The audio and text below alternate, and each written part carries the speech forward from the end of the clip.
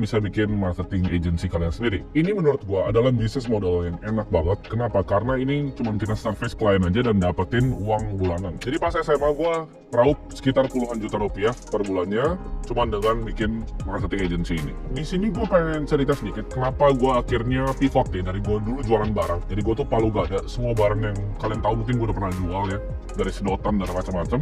Tapi kenapa akhirnya gue pindah ke bisnis model agency ini? Jadi waktu itu gue sempat jualan pomade ya, lumayan laku waktu itu di Tokopedia. Pomade itu kalau kalian tahu itu fix clay, itu bukan pomade, itu clay. Sama waktu itu gue jual namanya Suavecito. Itu yang baunya tuh rasanya Coca-Cola. Waktu itu ngetren banget karena yang water base itu ngetren. Dan untuk gue jualan, untuk gue bisa sampai jadi top seller di Tokped waktu itu, gue harus belajar marketing ya. Jadi gue belajar gimana caranya bikin packaging lebih menarik, gimana caranya gue bisa jual dengan copywriting yang menarik. Nah, copywriting ini skill yang gue belajar ini yang penting banget, yaitu gimana caranya ya, tulisan itu bagaikan sales yang kerja 24 jam untuk kita. Gue belajar tuh, gue tulis mau punya rambut seperti Cristiano Ronaldo dan lain-lain, jadi gue tulis macam-macam di situ. Nah dari skill itu gue mikir, gue aja bisa gedein omset jualan gue, kenapa gue nggak bisa gedein omset jualan orang lain? Nah ide marketing agency dari sana, daripada gue cuma lakuin skill ini untuk diri gue sendiri, kenapa nggak gue offer sebagai service ke beberapa UMKM dan klien-klien yang lain? Nah dari situ akhirnya mulai gue tawarin jasa dan service gue ke beberapa UMKM dan bisnis-bisnis kecil untuk dapetin uang bulanan tambahan. Awalnya iseng-iseng tapi lama-lama jadi lumayan gede. Buat kalian yang pengen belajar gimana caranya cari duit online, ini adalah video untuk kalian. Jadi ini hadiah dari gue untuk kalian semua yang mau cari duit secara online, biar kalian bisa punya duit untuk diinvestasikan. Video ini gue bikin untuk kalian yang nggak tahu tuh di hidup kalian tuh gimana sih caranya cari duit. Ya udah gue ajarin aja gitu. Daripada gue capek kalian komen terus, oh nggak punya income buat investasi, ini gue ajarin cara cari income-nya. Pertanyaannya sekarang, kenapa gue beberin ini semua? Kalau misalnya ini bisnis modal yang bagus ya kan, kenapa gue beberin secara gratis ke kalian? Jawabannya simpel, gue udah nggak kerja di industri ini lagi.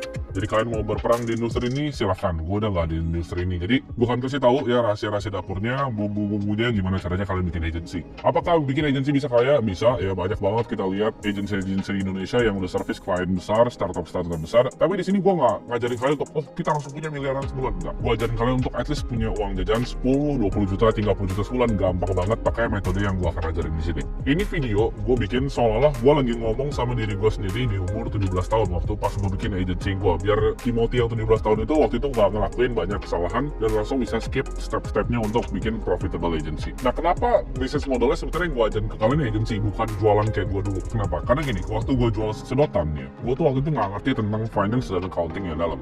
Jadi gue banyak melakukan kesalahan. Gue nggak tahu tuh bedanya antara gross margin dari produk sama net margin itu apa. Kalau misalnya produknya kita lihat, misalnya harganya sekian ya, bikinnya COGS-nya, revenue sekian, itu gross marginnya nggak boleh tipis-tipis. Waktu itu gue main tipis-tipis, akhirnya kenapa? Gue kenanya di bottom line.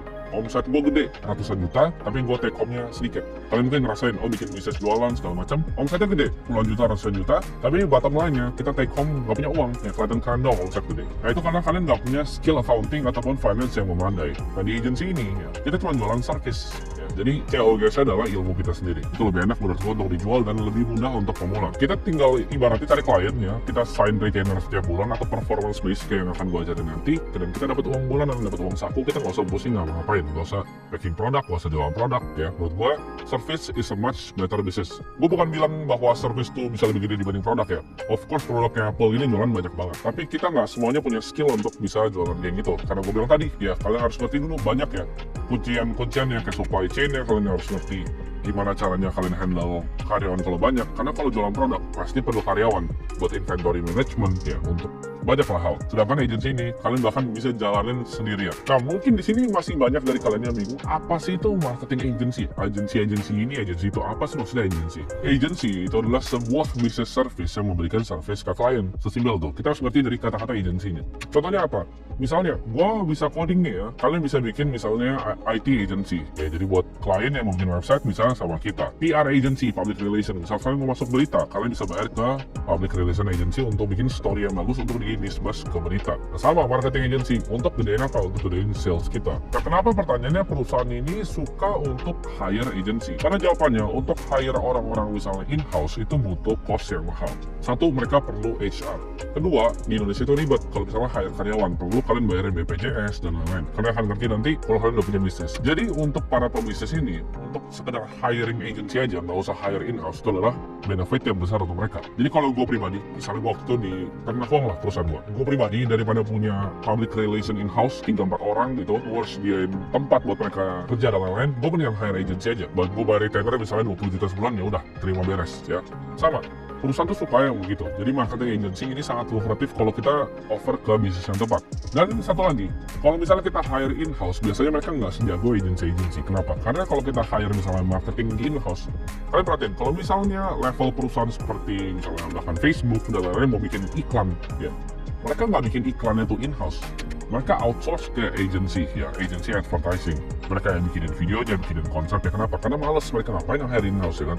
Yang in-house itu punya pekerjaan yang banyak, lebih penting. That's why ini kalian gampang tawarin service-nya. Nah, orang-orang agency ini biasanya juga jauh lebih jago dibanding orang-orang in-house. Kenapa? Karena orang in-house cuma punya pengalaman di industri mereka. Sedangkan agency ini pengalamannya luas. Ya, mereka kerjain klien tuh dari F&B, fashion, retail, semua tuh udah nyebrang. Jadi mereka punya knowledge yang lebih dalam untuk solve masalah di marketing kalian. Jadi simpelnya apa? Agency adalah sebuah service yang di-offer ke sebuah perusahaan. That's it. Ya, kita offer service ke perusahaan. Nah, step pertama, gimana caranya kita bikin agency? Apakah kita mulai dengan bikin PT, kita bikin CV, kita bikin apa? Itu ntar dulu ya. Legal itu kalian bisa urus ntar pas uang udah masuk. Prinsip gue dalam bikin bisnis adalah uang masuk duluan ya. Urusan yang lain nanti. Uang masuk duluan. Nah, kita harus pilih nama dulu ya kan. Terserah lu, misalnya gue namanya Timothy Ronald gitu kan. Gue mau pakai namanya Ronald Media. Kalian mau pakai nama belakang kalian plus media. Mau pakai inisial kalian TR Media, terserah lu ya. Lu mau bikin apapun itu terserah lu, bahkan mau cari pakai name generator ya itu bebas ya. Udah pilih namanya, kita lanjut. Tenang, mungkin kalian kebanyakan pikir juga, oh gua kayaknya nggak punya pengalaman di marketing, oh gua kayaknya nggak punya pengalaman di sini. Gue juga waktu itu pas umur 17 tahun gue nggak punya pengalaman running agency, tapi klien gue bisa sekitar mungkin 12 kali 12 13 waktu itu. Dengan apa? Caranya adalah ya semua tuh bisa dibelajarin secara online. Kayak kalian lagi belajar video ini sekarang ya. Gue juga dulu pas ditanya klien gue, oh ngerti nggak SEM ini? Sebenarnya gue nggak ngerti. Lalu gue jawab ya ngerti pak, gitu kan. Urusan bisa atau nggak bisanya nanti belakangnya. Jadi jangan raguin skill kalian untuk belajar, karena belajar itu semua udah banyak ya. Ada AI, ChatGPT, kalian nggak ngerti tinggal tanya dia. Oke, kan sekarang tadi step 1 udah kan ya kan, lu udah punya nama untuk agensinya ya. Step 2 apa? Yaitu pilih service-nya apa. Nah, marketing agency ini luas banget. Lu bisa kasih service untuk apa? Untuk misalnya bikinin feeds Instagram mereka, ya kan? Bisa kasih service untuk performance, bisa kasih service untuk bikinin video advertising. Tapi di sini gue langsung kasih aja resepnya bikin agency yang paling contoh yang mana. Karena gue udah cobain semuanya. Gue udah cobain agency yang design feeds, gue udah cobain agency yang kerjain video, gue udah cobain agency yang performance. Dan kalian tahu pasti lebih cuan yang performance agency. Karena kenapa? Gini, lagi kan di semua di dunia ini ya, makin besar value yang kita berikan ke sebuah bisnis, makin besar uang yang kita dapatkan. Maksudnya dari performance agency itu apa? Jadi kita set up Facebook ads mereka, kita set up strateginya, kalau omsetnya nambah, kita dapat uang. Itu enak banget, dan kalian nggak mungkin ini stopin jasanya. Kenapa? Karena mereka butuh kalian. Itu udah kayak darahnya mereka. Karena kalau kalian bring omset ke sebuah bisnis, itu yang paling nggak beresiko. Kalau PR agency itu bisa di-cut kapan aja. Gue bisanya nggak butuh PR besok. Tapi kalau ada agency yang ngasih gue omset lebih tinggi, misalnya omset gue 100 juta, dia bisa kasih 200, itu pasti gue akan bayar. Dia mau 20% dari top line-nya, 20 juta, gue akan kasih 20 juta. Karena gue dari 100 bisa jadi 200 karena jasanya dia. Kalau itu cuma bikin agency, oh gue akan bikinin feeds ya kan, banyak banget agency anak-anak sekarang bikin paket Instagram feeds gitu kan. Itu anak SD modal Canva juga bisa bikin. Ya, jadi nggak ada skill setnya dan semua orang bisa bikin. Bukan berarti jelek, terserah kalau kalian mau duit 5.000, sejuta terserah, bikin gitu. Tapi itu menurut gua agensi yang udah banyak banget orang bikin dan semua orang bisa. Jadi kalian bikin agensi yang spesifik ya. Spesifik apa? Kalau saran gua adalah ke Facebook Ads. Karena banyak yang nggak ngerti caranya Facebook Ads. Karena ini terukur ya. Kalian bisa mengukur. Bahkan gua di Ternak Uang juga, gua fokus waktu itu pakai Facebook Ads untuk channel marketingnya. Caranya simpel ya. Kalian bikin kreatifnya. Kreatif itu maksudnya apa? Ads yang akan muncul tuh. Kalau kalian di Instagram Story atau di feeds itu kreatifnya. Nah, kreatif ini kalian harus punya beberapa skill kayak copywriting ya. Desain tuh kalian bisa outsource lah, gampang. Pakai Canva juga bisa.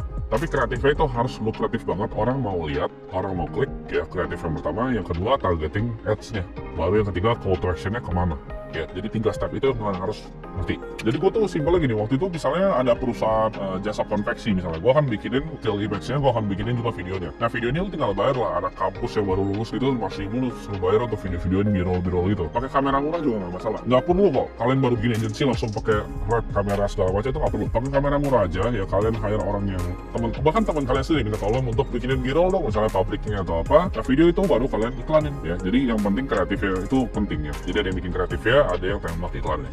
Nah waktu waktu itu sebagai agensi, target market gue tuh adalah UMKM atau usaha-usaha yang masih kecil, yang masih growing, yang butuh service gue. Gue waktu itu macam-macam ya, dari ada pabrik konveksi, ada jualan susu, gue juga ada startup, beberapa kliennya, bahkan ada sekolah waktu itu ya. Waktu itu kliennya ada sekolah. Untuk apa waktu itu, kalau misalnya udah tahun-tahun dekat-dekat anak untuk ganti tahunnya, biasanya sekolah tuh ada punya, jadi kepala sekolah tuh ada punya ini apa, kuota untuk anak tuh harus berapa yang daftar.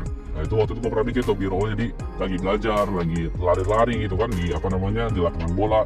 Terus gue videoin, gue jadiin iklan, itu juga pernah. Nah gimana caranya nawarinnya gitu kan.